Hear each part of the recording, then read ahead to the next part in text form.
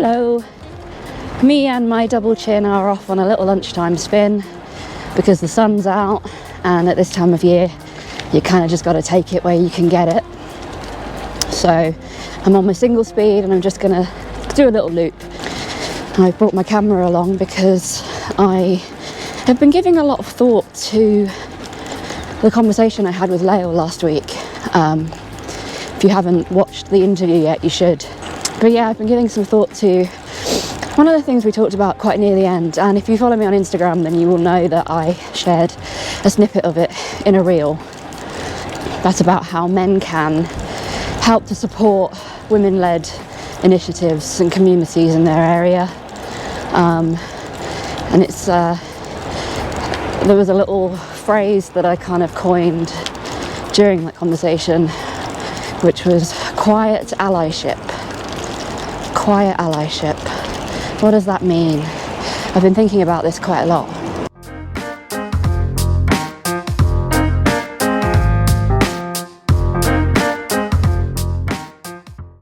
So one of the things that I talked about was how in the women-led community that I co-founded with my friend Claire in Bristol, Rooting For You, there are 4 ride leaders. So there's me, Claire, Sensi and Ray, all women.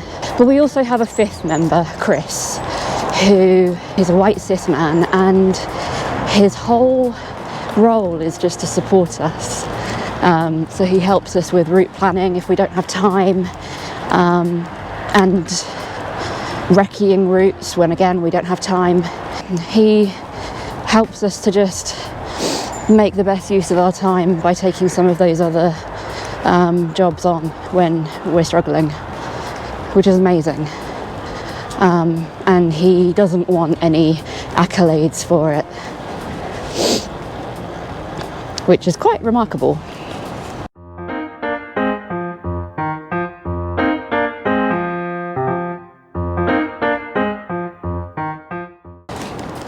So it got me thinking about just what that idea of quiet allyship is. And silent support was another one I used. And I guess I just want to kind of ruminate on that a little bit while I'm riding.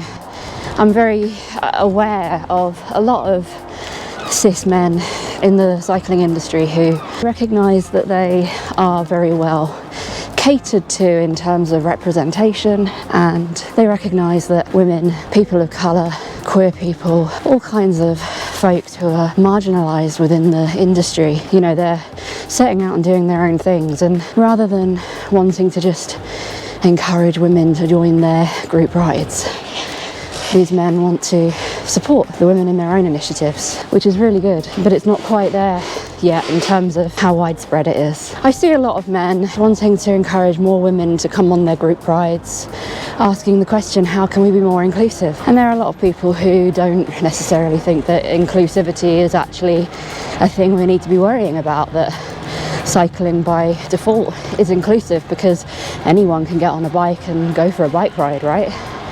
And to some extent that's true, but it's also not. For many people like myself, women, larger bodied people of different ethnicities, different gender and sexuality, unless we see ourselves represented, we're not going to feel like the space is for us.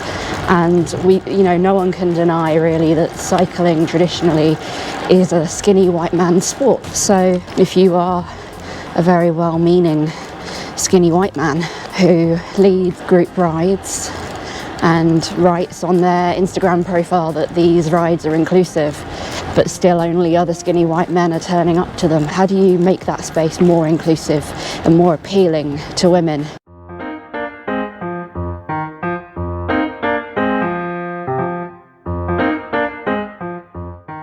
There's no cut and dry answer, but really, if I were to put one together, I would say the answer is stop trying to bring them to your space and support them in creating a space for themselves. If you're really trying to diversify the group rides that you're leading, what you need is for more diverse leaders.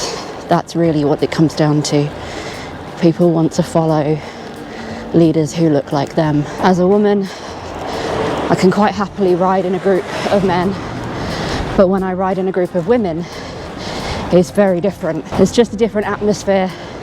It's different levels of support. I want to ride with other people who look like me and feel like I'm part of the makeup of that group, that I'm not the odd one out. I'm not the only fat person. So if you are a straight, cis, white man and you want to ride in more diverse groups of people, then there are things you can do.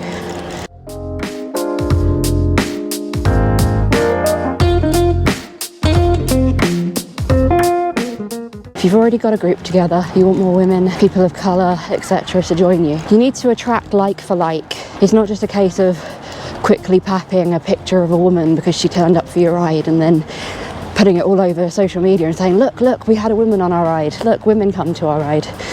That's not going to be enough. People see through that. What you need is a woman leading your ride with a bio on social media saying, this is so-and-so, she's been with us since this time. Her favourite kinds of rides are ones that do this. If you come on one of her rides, this is what you can expect. And have lots of pictures of her leading a ride. So the first step is not just to try and get women to come, but it's to recruit someone who already ticks that box, who knows you, sees what you're trying to do, and is happy to be that person for you. And even in doing that, you can't expect it to happen overnight. These things take time. But even if you end up with a regular group ride that's led by a woman and mostly attended by men, it's still a step forward. And if you're really genuinely trying to create a space for women within your group, then that woman will tell her friends and encourage other people to come. Word spread. Not just about token images of women or people of colour, it's about having those people sitting at your table, giving input, having a say in how these things are run, and actively participating.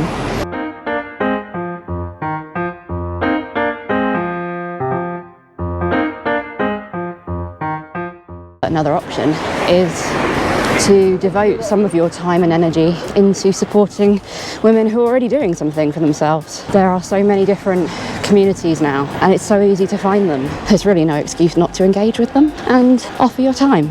First of all, before you do anything, go on one of their rides, see what they're about, see what kind of people turn up. And not only that, talk to people, ask them why they're there. Ask them if they've been for a ride with you and your group. If they have, what was their experience? If they haven't, why not? Ask them about other groups that they've been riding with. What was their experience there? Were they welcomed? Did they have fun? Did they feel like the odd one out? Is that why they didn't go back? You need to understand the people that you are wanting to attract to your rides, because otherwise, why are you doing it?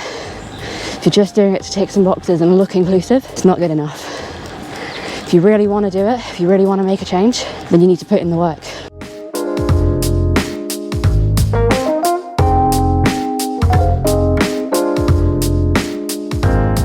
The other thing you can do is give up some of your time and your energy, your skills, maybe even some money, and use that to support someone who's already doing this, who's already started up a group of their own. And whether that is offering them some time to plan some routes for them if they want. If you've got some great routes, offer them up. If the ride leaders are struggling for time to go and recce those routes first before leading the ride, offer to do it for them. Go and check out what the conditions are like, whether it's muddy, whether there's glass, whether there are any obstructions that they need to know about. Go and do that for them. You could offer up your skills. First things first, don't assume that they don't have the skills that you have. First of all, check and see if they have need of them. But, you know, are you a good mechanic? Find out how confident the ride leaders are at fixing punctures, at fixing a broken chain. Find out if they need a little bit of upskilling.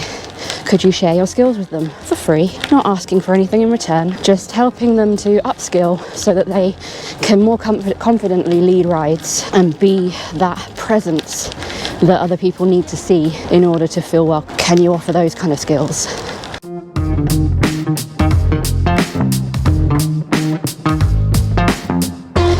Can you offer financial support if you've got a local women-led cycling group who want to run some events? Maybe they want to do some skills sessions of their own. They want to do some maintenance sessions, but they need to hire a venue or hire a mechanic's time. Whatever it is, whatever events that they might want to do, can you help them? Can you offer some financial support? Or can you regularly donate? Would you put your money where your mouth is?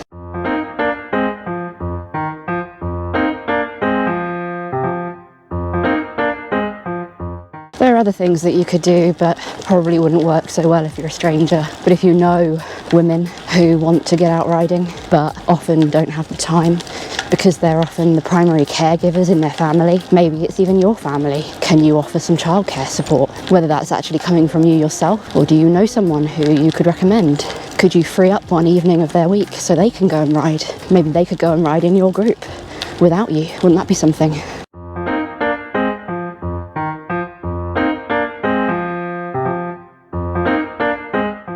This is what I'm talking about when I say that we need more quiet allyship. It's silent support, it's helping people to get out on their bikes and enjoy themselves and discover the joys of riding without being at the centre of it. You know, I mentioned Chris's name, but he doesn't want the accolades, he doesn't want to be acknowledged in that role because he knows that he's already well represented in the cycling world. Rooting for You is about the women leading it, and he is happy to take a step back. This is what we need more of. So if you are sitting there scratching your head thinking, I really wish more women were getting to cycling in my area, those are a few suggestions for you.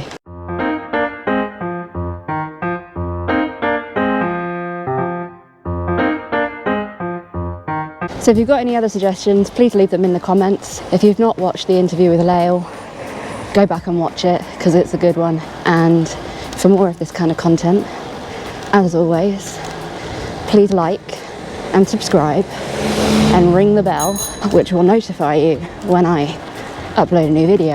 And please do like and leave comments because it helps to support a small startup channel and help it to grow. I would like to reach more people, but I need you to help me to do that, so engage. And until next time, happy tailwinds.